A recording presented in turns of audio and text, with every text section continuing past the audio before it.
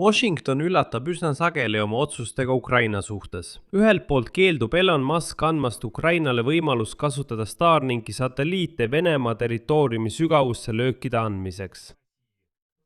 Teiselt poolt samal päeval, vaid mõne tunni pärast, USA kongressi senat võttis 86 poolt ja 11 vastuhäälega seaduse karmide Venemaa vastaste sanktsioonide kohta. Ja see näeb välja nii. 1 miljardär pidurdab tehnoloogilist abi Ukrainale, samal ajal kui kogu Ameerika senat hääletab peaaegu üksmeelselt Moskvale tugeva surve avaldamise poolt.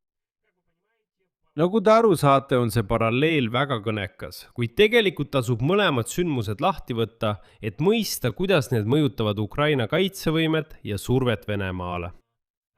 Sest Starlinki kasutamises keeldumine Venemaa kohal omab Ukrainale katastroofilisi tagajärgi. Samas kui sanktsioonid, mille senat vastu võttis ja kui need võetakse vastu ka esindajate kojas, toovad juba Venemaale katastroofilised tagajärjed. Minu nimi on Aleksei Betši, arutame seda teemat koos, aga enne kui alustame, palun tellige see YouTube'i kanal. Me liigume 300 000 tellija poole. Seega olen tänulik iga teie tellimuse eest. Alustame siis Starlinki loost. Ajakirja The Atlantic andmetel soovis Kiiev Ameerika Patriot tõrjeraketi tasemel, mille varud on Iraani sõja tõttu vähenenud, soovis kasutada Starlinki satelliite, et rünnata Venemaa rakettide stardiseadmeid sügaval Venemaa Föderatsiooni territooriumil. Nimelt, selle asemel, et tõrjuda Vene ballistilisi rakette juba Ukraina kohal, on parem jälgida ja hävitada nende ballistiliste rakettide stardiseadmeid. Aga selleks peavad need samad Ukraina droonid omama ühendust Venemaa kohal, mida venelased ei suuda segada. Aga praegu, nagu te teate, Starlink Venemaa kohal üldse ei tööta. Ja nüüd palub Ukraina Elon Muskil lubada Starlinki terminaalidel ja satelliitidel Venemaa kohal töötada. Kuid ettevõtte SpaceX omanik Elon Musk keeldub anda Ukraina relvajõududele sellist võimalust. Ja nüüd Atlantiku allikate andmetel pöörduti palvetega lubada Ukrainal Starlinki satelliitidele ligi pääseda rahvusvaheliselt tunnustatud Venemaa territooriumi kohal. Elon Muski poole pöördub jätkuvalt Ukraina endine kaitseminister Mikhail Fedorov, kes aasta alguses leppis miljardäriga kokku süsteemi blokeerimises Vene vägede jaoks.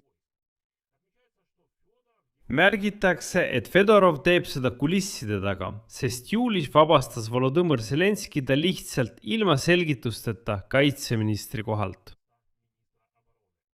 Kuid hoolimata kõigist pingutustest pole praeguseks positiivset lahendust leitud ja Fedorovi enda palved ei oma enam sellist kaalu nagu siis, kui ta oli kaitseministri ametis. Elon Musk rõhutab rahuleppe sõlmimise vajadust ja hoiatab sõja eskaleerumise ohu eest, eriti juhul, kui antakse luba rünnakuteks Venemaa sügavusse, just Starlinki satelliitide abil. Praegu võivad Ukraina väed rünnata Venemaa objekte Starlinki süsteemi abil ainult rahvusvaheliselt tunnustatud Ukraina territooriumi piires, sealhulgas Krimmi ja okupeeritud alad. Ja ka Elon Muski keeldumise kontekst on väga oluline. Varem sai teatavaks, et Ukraina president Volodõmõr Zelenski kohtumisel Valges Majas 28. juulil palus juba isiklikult USA president Donald Trumpi lubada Ukraina relvajõududel kasutada Starlinki Ukraina droonide suunamiseks sihtmärkidele Venemaa sügavuses. Nagu et Ameerika president mõjutaks kuidagi oma sõpra Elon Muski. See tähendab, et tegemist ei ole erainitsiatiiviga, vaid küsimusega, mida on juba arutatud isegi kõige kõrgemal tasemel. Ja selles küsimuses on Musk nagu näha iseseisev otsustuskeskus, kes ei sõltu otseselt Valge Maja seisukohast. Või siis otsustas ka Donald Trump, et seda ei tohi lubada. Samuti sai teatavaks, et Elon Musk keeldus isegi kohtumast Volodõmõr Zelenskiga, kui viimane viibis Washingtonis.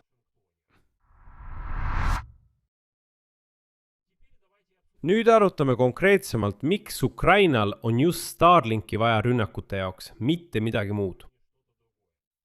Ukraina kaitsetööstusettevõtte Firepoint kaasasutaja Deniss Stillermann teatas, et droonide varustamine Starlinki moodulitega võimaldab täpsemalt tabada just mobiilseid sihtmärke Venemaal. Näiteks ballistiliste rakettide stardiseadmed, mida liigutatakse kohe pärast lööki. Stillermanni sõnul kasutatakse praegu SpaceXi satelliitsidet selleks, et luua kogu rindejoone ulatuses tabamisala. Kuid tänu süsteemi kasutamisele Venemaa sügavustes oleks võimalik laiendada tabamisala kuni 500 kilomeetrini ja potentsiaalselt isegi kuni Siberini. See tähendab, et kaalul on konkreetne lahinguvõimekuse laiendamine piiratud rindelõigu tsoonist peaaegu kogu pesemata Venemaa Euroopa ossa ja võib-olla isegi kaugemale. Just seetõttu on Elon Muski keeldumine otsus, mis mõjutab otseselt seda, kui kaugele ja mis oluline, kui täpselt Ukraina saab lüüa vastase sõjalist infrastruktuuri. Nüüd Ukraina, nagu te aru saate, ei palu enam rakette ega droone, meil pole vaja enam luba kasutada mingeid atakamsse Venemaa territooriumil. Mäletate, kuidas Joe Bideni ajal olid need vaidlused, kas võib atakamsi raketiga Belgorodile lüüa? Ei, meil on juba omad olemas. Kõik, nii raketid kui ka droonid. Aga Ukrainal ei ole sidet Venemaa kohal. Asi on selles, et statsionaarse sihtmärgi, nagu naftatöötlemistehas või Wildberrysi laod, lööki on lihtsam anda, sest see on statsionaarne sihtmärk, kõik teavad selle koordinaate ja asukohta ning selle jälgimine ei ole eriti keeruline. Aga ballistiliste rakettide stardiseadmete pihta, mis siiski liiguvad ilma satelliiti jälgimiseta, ei saa positsioneeritud lööki anda. Elon Muski enda seisukoht selles küsimuses ei ole uus ja on täiesti järjekindel, tuleb tunnistada. 2 nädalat tagasi ütles ta The Economisti intervjuus, et Venemaa väidetavalt ei kavatse oma vägesid Ukrainast välja viia ning sõda õnnestub peatada alles pärast järeleandmisi Moskvale. Ta vihjas sellele, et andke juba Donbass metsikutele venelastele ära ja sõda lõpeb. Ja see ei ole esimene selline keeldumine tema praktikas, tuletan meelde, juba 2022 aastal. Tuumaeskalatsiooni kartuses. Kuna ta kartis, et Putin võib väidetavalt kasutada tuumarelva Ukraina vastu, keeldus ta andmast Kiievile võimalust kasutada Starlinki Vene laevade ründamiseks Krimmis. See tähendab, et see loogika mitte anda vahendeid eskalatsiooniks on Elon Muski järjekindel seisukoht kogu täiemahulise sõja vältel. Samal ajal võeti Washingtonis vastu ka Ukrainale positiivne otsus.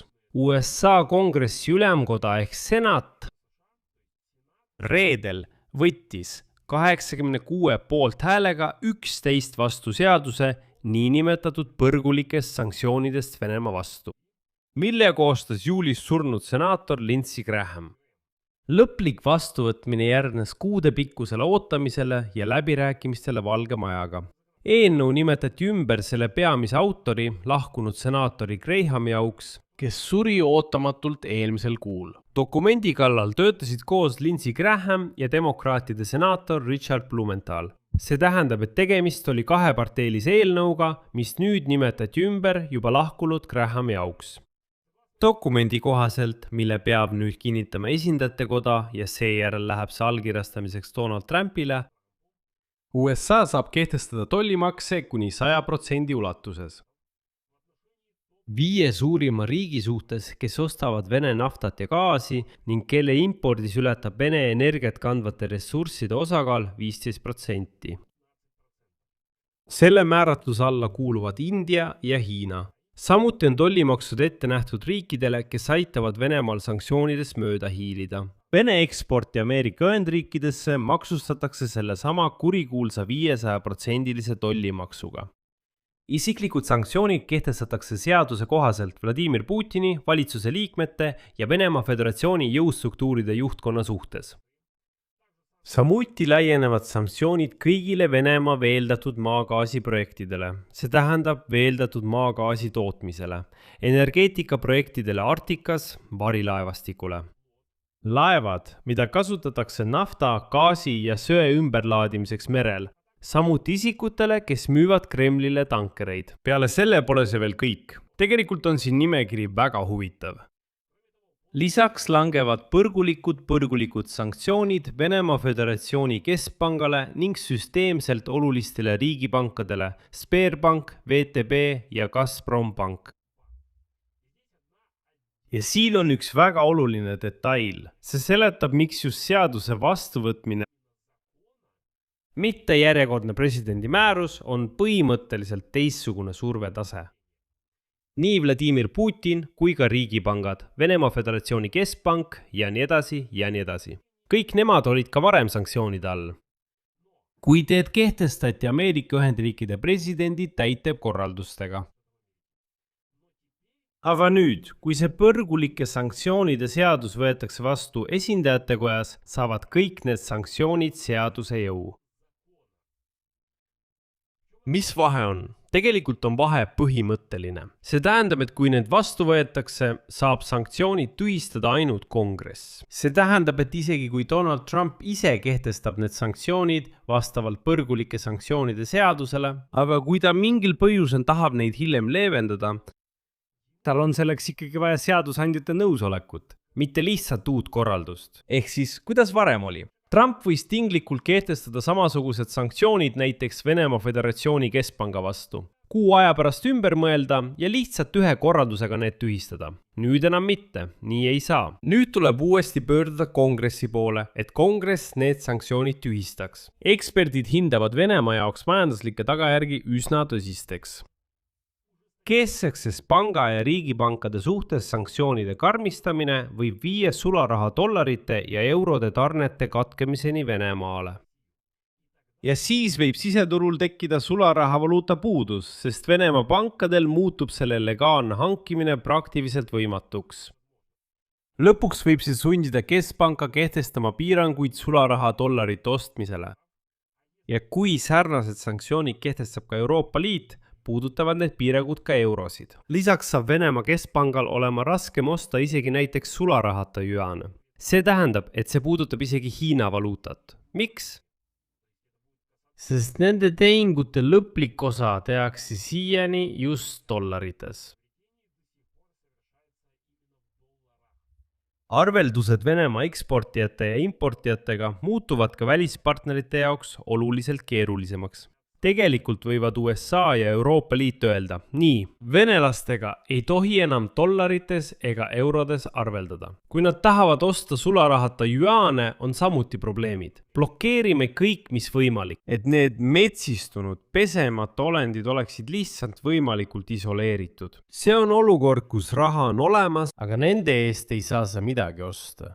Või sul on kaup, aga sa ei saa seda müüa, sest sulle ei saa raha anda, kuna sul on sellele maksimaalne ligipääs keelatud. Seetõttu on need põrgulikud sanktsioonid. Ja kui me need kaks uudist kokku paneme, siis paralleel on kohe näha. Ühelt poolt konkreetne tehnoloogiline tööriist, Starlink, mis suudab oluliselt laiendada Ukraina võimalusi rünnata Venemaa sõjalist infrastruktuuri sügaval riigi sees.